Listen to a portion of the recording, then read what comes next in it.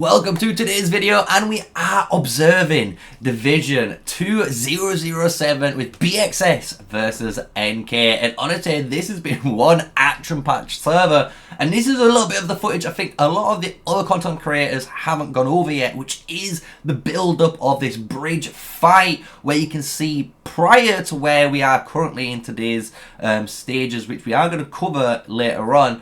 You're going to see all of this insane open field from both sides. So let's break down, as we always do, the offense on BxS as well as the defense of NK.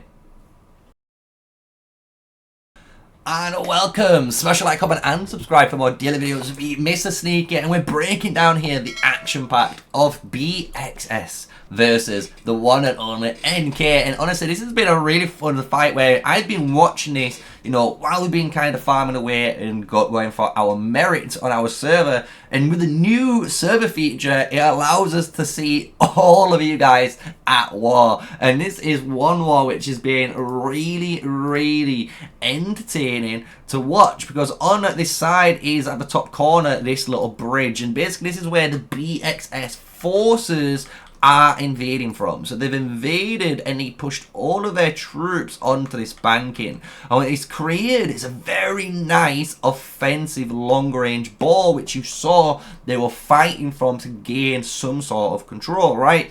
But NK understand obviously the wing conditioning and what they need to do. So what they've done is just as equal, you know, they've spread out but more across almost the entire board line, right? And by doing this, what it means is these guys can focus down this area, and once it's won, which it has been, they can then now prioritize with this second group, and both of them can now target down onto this group, right? And it's a really effective strategy that you can see now. This murder ball has now become one, while you got this top murder ball, right? So the middle's already merged from the defensive sides into two from three in a larger spread, and it's beautiful. We can see some amazing artifact gameplay here as well. We can see even Divine Mercy being used, which is a tier of Arbon on some players, which gives them obviously that little bit extra defense and even healing in the open field, which is honestly really effective to keep your troops out there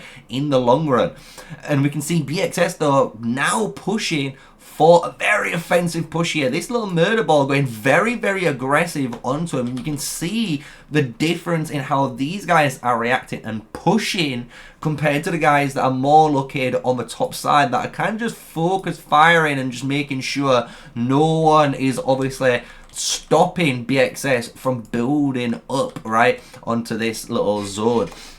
So we can see on the top here, really nice little effect as well. We have a little rally coming in from NK, and this was very detriment because it's just, again, a rally of infantry. And if they come out and they can block that bridge, how is BxS going to keep reinforcements? It's going to be down to these boys in basically no man's land to continue fighting on the offense and try and win more troops for their alliance over the NK boys, right? So I'm really enjoying this fight. It's just a really good one. In the background you can see people are TPing in and out, which you're going to see happen a little bit later on. And we can see even in the center here a poor NK member being burned already, and he's still on fire from recovery. So you can see it's been an absolute madness of a fight. But let's move forward. I like to move forward in the time. Let's see what develops from here, because you're going to be absolutely gobsmacked what we get to see, and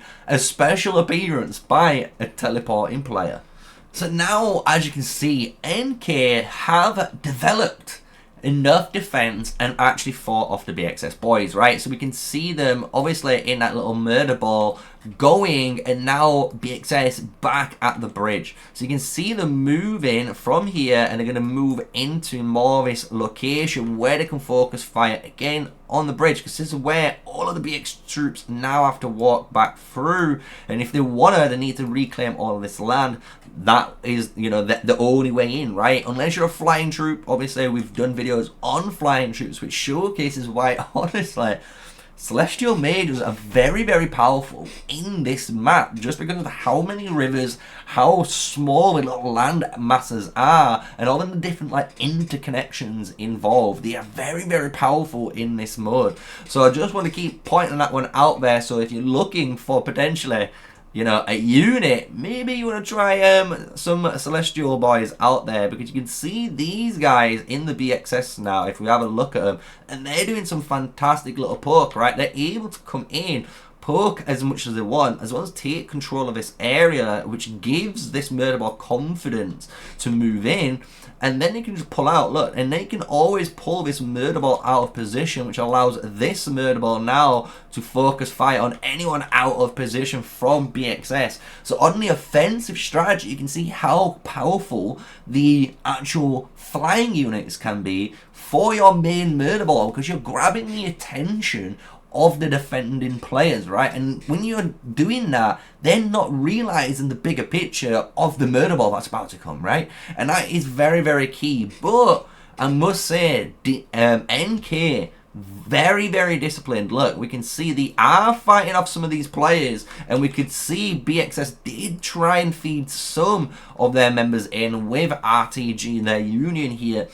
But NK and NW recognize this, focus fire correctly, and actually force, yes, we're forcing back those members. They didn't fully commit to the push, as you can see, and they're getting punished for it. And the amount of defensive units here by NK is phenomenal, because their focus firing is beautiful. And some people, and this is what's funny, some people might be like, oh, how are you getting so good at focus firing? Look, it's when alliances have played for so long. They could either be in Discord and using voice comms or Ventrilo, whatever it is that you use nowadays. You know, I use Discord, as you know, link in description below. But you can obviously use voice comms, which gives you this really instantaneous almost combat, because everyone's fighting on the same page. They're listening, they're understanding of what you're targeting, if you're running back, if you need to move forward, right?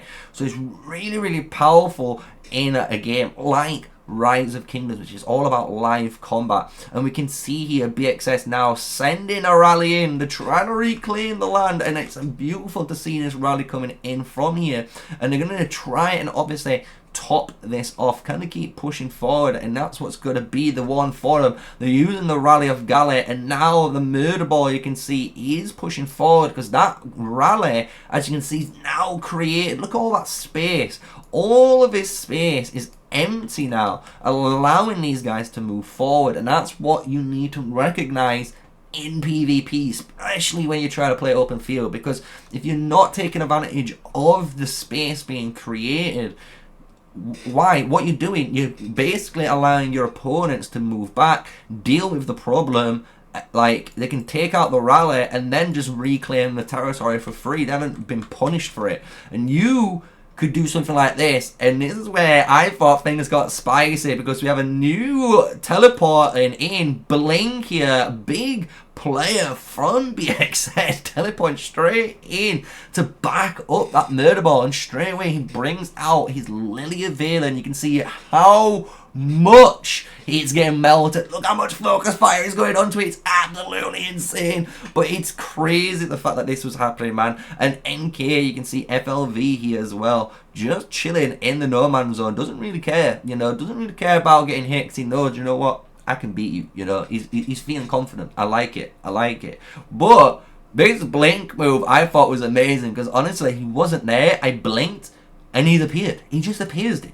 And he's literally true to his name. And the thing is, he's in this position, which is kind of powerful for certain players, depending on what you want to do. You could kind of use him, you know, as a little home point, you know, and then hop out to try and pick off players together as like a little murder ball group inside. That could be a really effective strategy. Obviously, if he's a really powerful T5 player, he could in theory just feed his T5 troops into this zone. This would be a very powerful move as well for him, because it would allow his actual murder ball here from BxS to feel confident enough to walk down and meet him, right? And then we have now a merged amount of troops, and we know what happens when you get a merged amount of troops, and especially if they're in this now nice bottom pocket, they can start pushing forward as one murder ball and work together, which is kind of the goal in Call of Dragons. And you can see this in NW and NK. Look at them. They're absolutely working together here, and I love it. I love the beautiness